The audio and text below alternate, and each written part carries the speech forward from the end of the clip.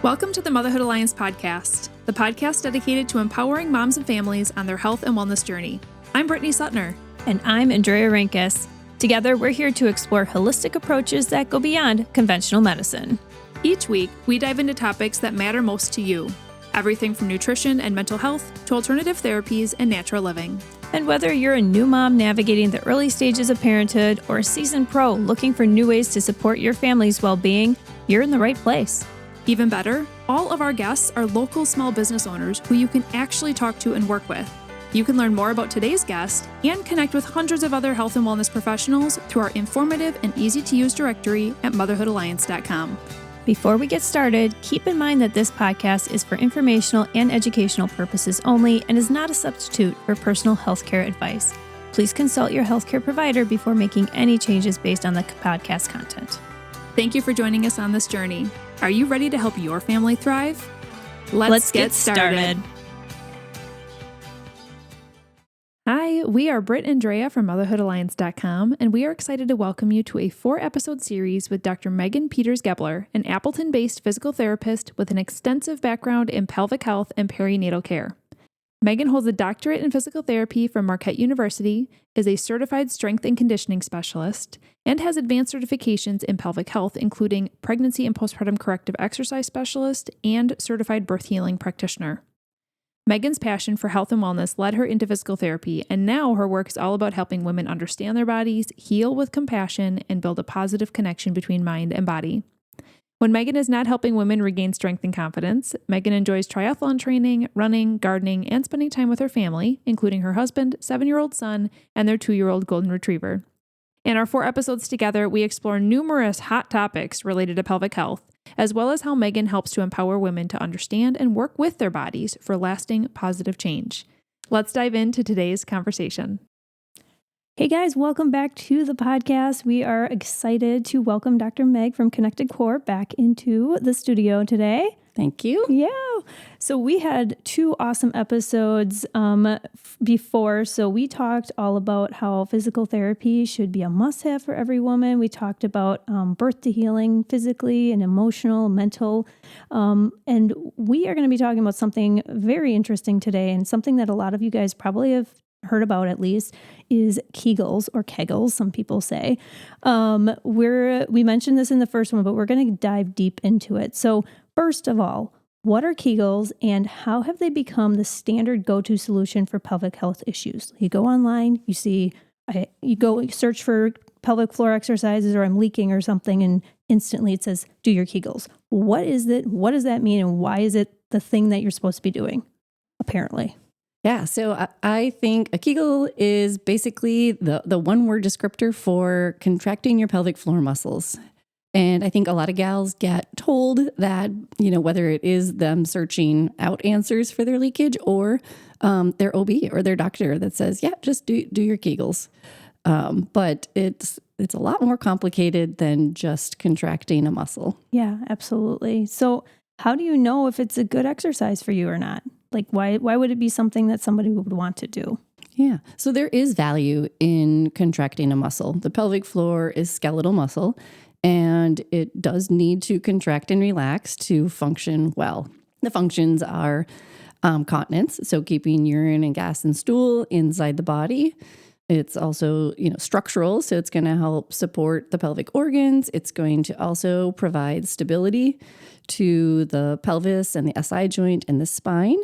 And so there is good reason that we want those muscles to be strong and coordinated, but they just, I think, oftentimes get encouraged to just strengthen them. And I think the emphasis should be on the coordination. Right. And you're saying like the pelvic floor is a group of muscles, right? And so a lot of women tend to think that if they're leaking, they should be doing Kegels in order to stop peeing their pants. But that's not necessarily true, because if they're over-strengthening or they're not strengthening enough, that can lead to like a loose or a tight pelvic floor. Can we talk about the difference between those types of pelvic floor? Yeah. Yep. Yeah. So like, again, every other muscle in the body, I think, the pelvic floor can be, I like to use the words underactive or overactive. Yes.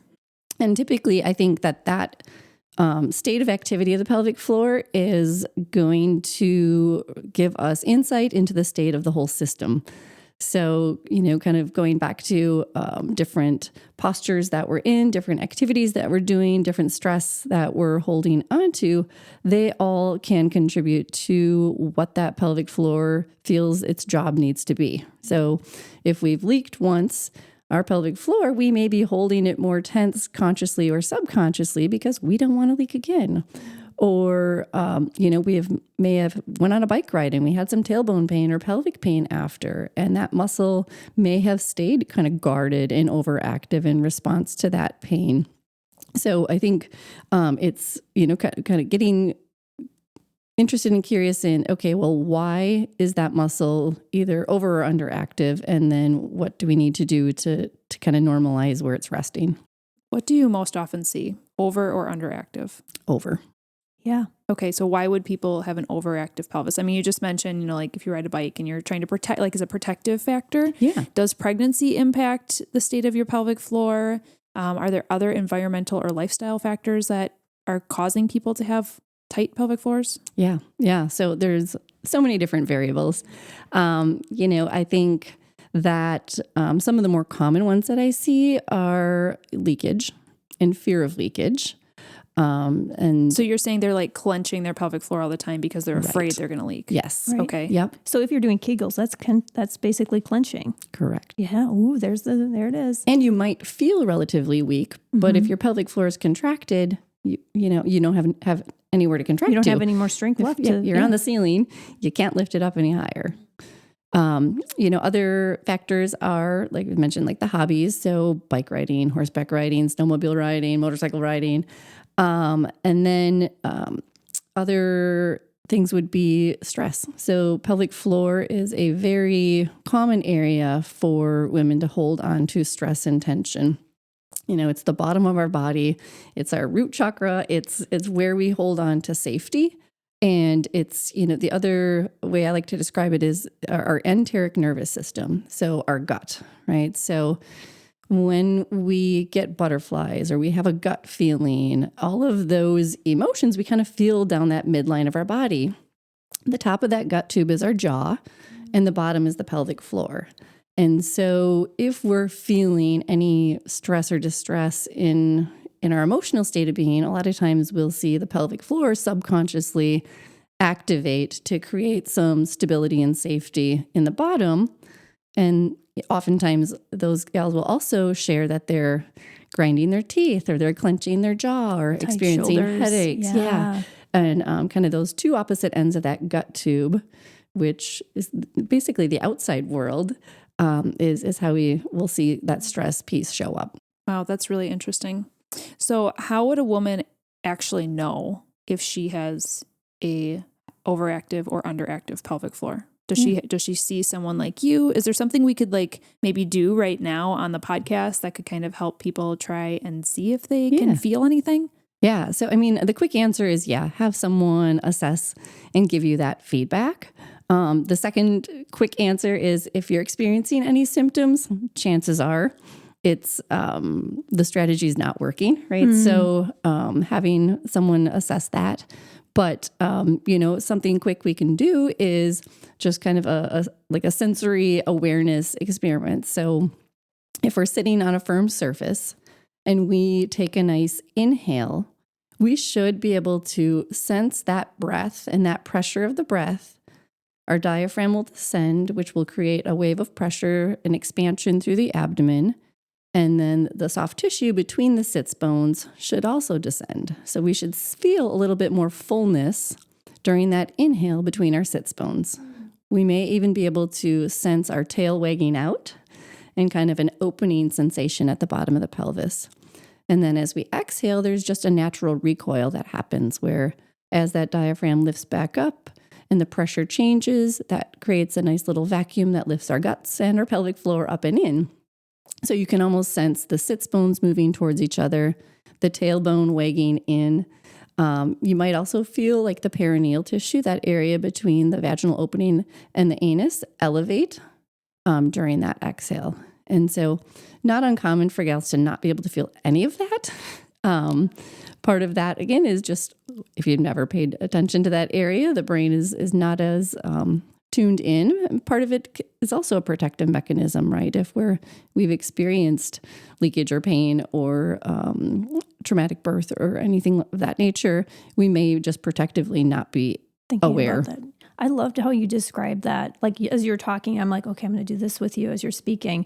And I mean, Britt and I are also pretty aware of, we've been doing this for a while too, but I'm like, I love how you describe that, because if somebody kind of thinks about how you were saying that, it can be really helpful. Well, and I would even encourage them to hit pause and do a few breath cycles to just try and feel it. Because like you said, if they've never thought about it before, it's going to take some time to maybe get your brain to actually connect to the muscles you're trying to feel. Mm-hmm. And if you really can't feel it, that's when you should probably make an appointment with Meg or with a pelvic PT that can really help kind of talk you through it a little bit. So you said in order to truly know, to have an eval done is probably what the next step would be. What does that look like? Is that internal? Is that external? What should someone expect from a physical therapist in this realm? Yeah. So you can get some information externally, right? So if you're seeing a pelvic PT, oftentimes they may start that assessment externally, where you would be lying on your back, typically with your hips or knees bent. You can also do it in standing, but their hand would be placed just kind of inside the sits bones by your tailbone. And the kind of the skilled fingertips of a PT are going to be able to sense pressure and tension changes in those tissues. Right. And so that can be kind of a good launching point. But then from there, the gold standard really is an internal assessment. And, it's typically gals will say, oh my gosh, that was not nearly what I thought it was going to be. It is very much about being respectful to the tissues and just getting information and insight and giving direct feedback. And I will say too, I've been fooled before where something might feel like it's coordinated externally, and then with an internal assessment, we may find the right side of the pelvic floor is showing up great and coordinated, and the left side is in lockdown and there's no motion whatsoever. And, there's no way to know that unless you're able to assess it. So is this like what someone would expect in an OB office? Not quite. No. So this is, there is no speculum. There are no stirrups. This is typically just a single gloved, lubricated index finger that is inserted intravaginally to then assess the muscle layers from superficial to deep, as well as, depending upon your therapist, they may also be able to assess where's the urethra, the bladder, the cervix, and other structures in the pelvis that can impact how your pelvic floor will show up. I found it really interesting how you said that like one side of the pelvic floor could have some tightness while the other side is not having that. What would be a cause of an imbalance like that? Yeah, so it can be more structural, biomechanical. So if someone has an ankle that's not moving well or a foot that's not moving well on one side, that may impact how they're loading up that entire side of their body.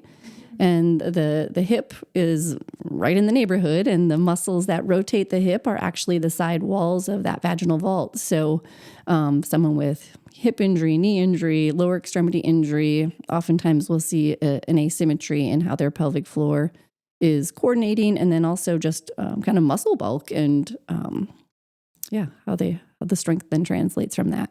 Okay. Does the type of delivery, so vaginal versus cesarean, does that impact the state of a woman's pelvic floor? Yeah. So the quick answer is yes. That as well as the position of delivery, right? So depending upon whether baby is born via the abdomen or the pelvis, that's going to change what the bones of the pelvis do during the birth process. When the bones end up in different positions based upon the position of the vaginal delivery, that then also can change the resting state of the pelvic floor. So, for example, if someone delivered in left side lying, that left side of their pelvic bones are going to be anchored on the surface that they're on, and the right side may move more. So we may see their sits bone on that right side splay out to the side, creating an asymmetry. And the pelvic floor muscles that connect to those bones then are going to be under a different length and tension on the right versus the left side. I think a lot of people think about when you have a baby vaginally, that the tissues stretch and therefore their pelvic floor is loose. And so that's why they need Kegels, right? So, kind of getting back to that topic as well. But with a cesarean, they may not have the stretching of the vaginal canal like a woman who delivered that way. So does the length of pregnancy, just like pregnancy in general, does that affect a woman and how she may have a tight or a loose pelvic floor? Yeah. Yep. Yeah. So regardless of delivery, just the postural changes and the positional changes and the stress of carrying a baby in your pelvis, those pelvic floor muscles are working structurally to both, let mom be mobile, but then also support baby.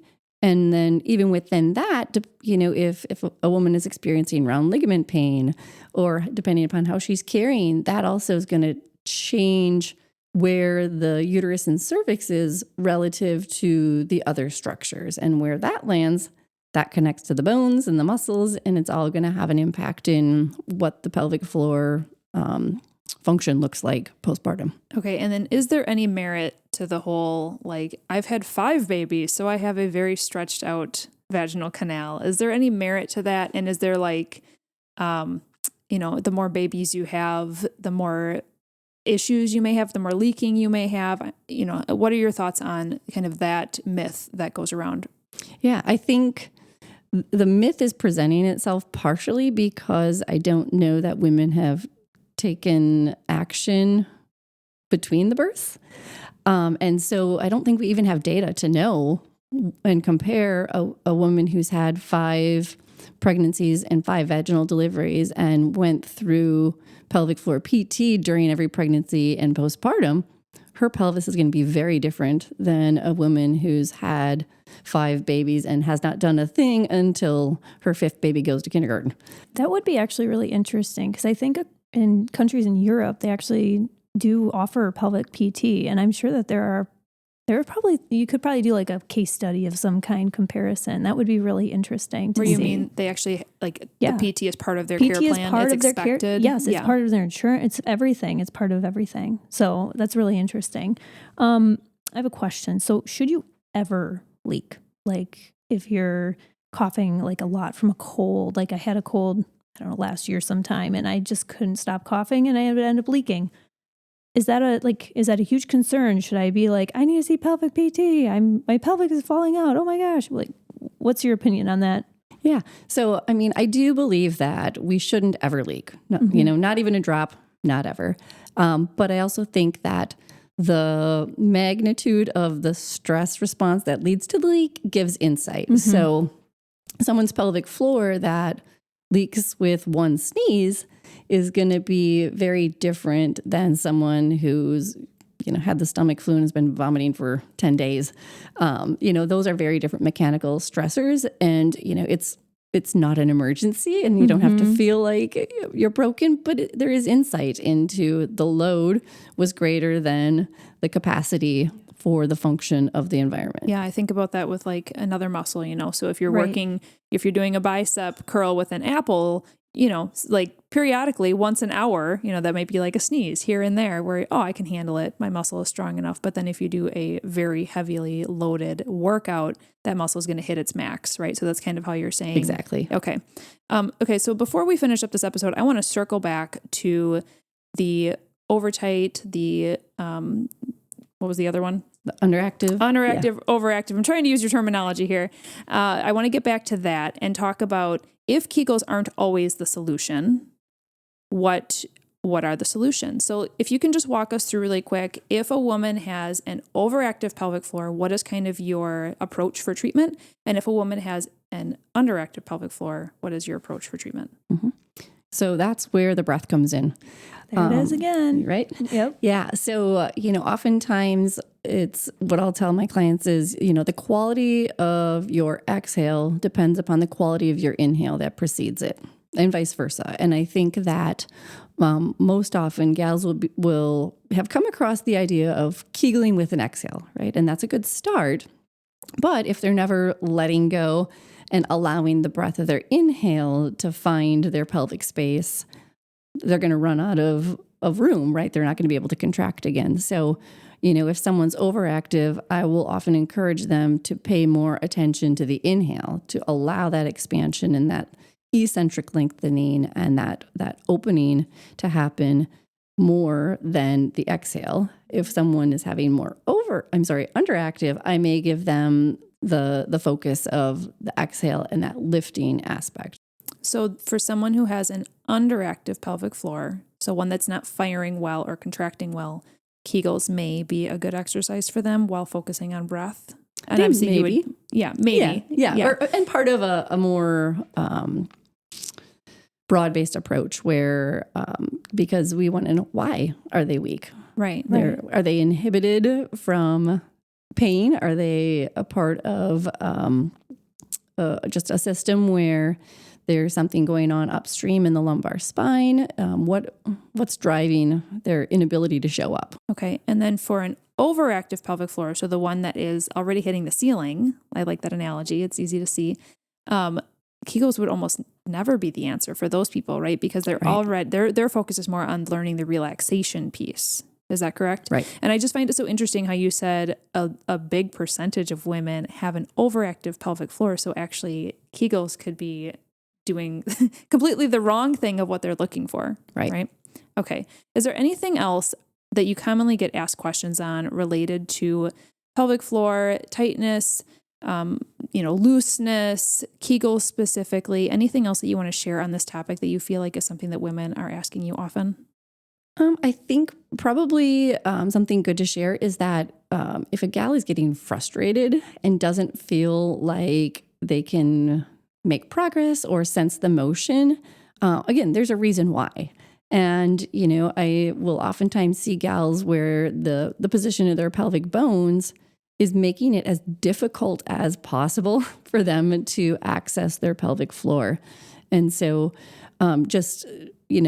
finding someone that can help get your body into a position that allows your muscles to do their job. Because really, I believe that the body wants to do well. And there's a bigger reason as to why they're not showing up. So just telling gals that if they're feeling frustrated or not making progress, that finding someone to help them figure out why. Perfect. And how can somebody contact you if they're listening to this and they just have more questions that they want to follow up with? Yeah, so I do answer emails.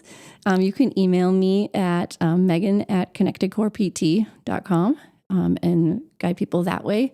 Oftentimes that will lead to an in-clinic appointment where we can talk more in person and see people move and breathe and get an idea of how their system is functioning. And you are just a one-woman show right now, right? Like when you say come in the clinic, it's not like a big medical feeling clinic. Like you have a cozy little space and you're just a one-woman show that is amazing and doing so much good in our area. So thank you for what you're doing.